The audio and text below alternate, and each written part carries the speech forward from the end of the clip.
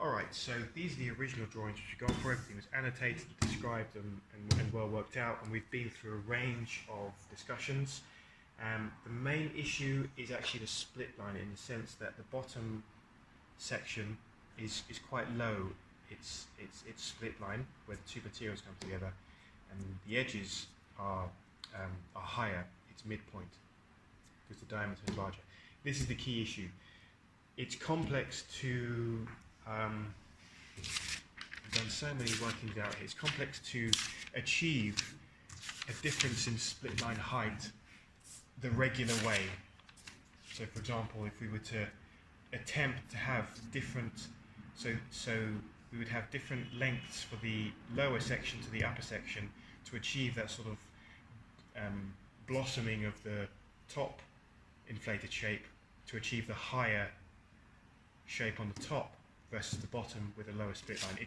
It can be done, but it's a little bit unconfirmed and a little bit unstable.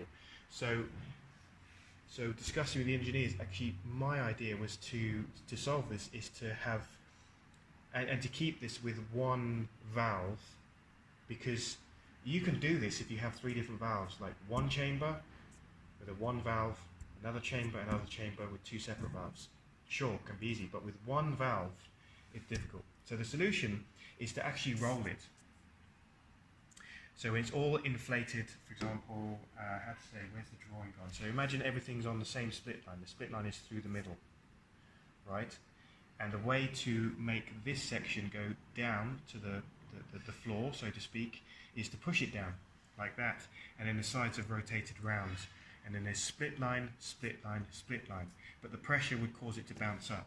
So what we're going to do is we're going to have 1, 2, 3, 4 really small sections that keep everything together and allow it to push down to this lower profile by rolling and rolling, because you've got much less resistance at these 4 points, and you also have a gap, about a 20mm gap between the main and the rolled side. That gap allows it to roll inwards and mate as it should to this kind of a setup. Meanwhile, all being connected by one valve, because these are also airways.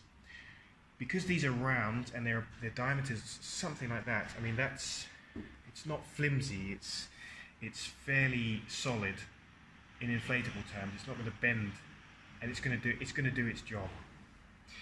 We could upgrade later by having a midpoint in the middle there too, but we first need to make one prototype to at least test it and confirm functionality. So my hunch is we might need a middle one there too. We will see. Okay, we will see. But the advantage of this is just a top piece and a bottom piece. So the production cost is low because it's just a top piece and a bottom piece. Okay, so this is everything we've been working through, and then these are the finals. So this is a rough layout. And we've got, so there's the 1, 2, 3, 4. I might prompt them to consider adding a middle one too. We've got radius on the 4 corners. This is how the corner is formed. It's just a top piece and a bottom piece. Again, it's the cheaper form. We've got Velcro. Again, I might change the design, so we might not need that, but it's on there for the sample anyway. We've got 2 mid Velcros, a bit cheaper. I need to add the height. Actually, the height was about 700, the 800 was too much, and the width in here is 500. Okay, we've chatted through all this already. We're using this valve, which is just a single one, so that's what's going to be used, top and bottom. And then we're having these flaps here, which I will use to form the mid strap, which is cushioned and branded.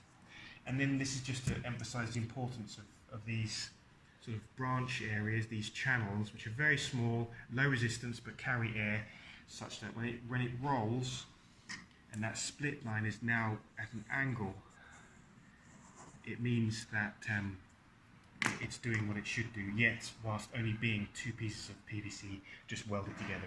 It's the cheapest cost you can have for PVC parts. Anything else? Nothing else. Okay, 0.34, that's what we're using for this. More stock material.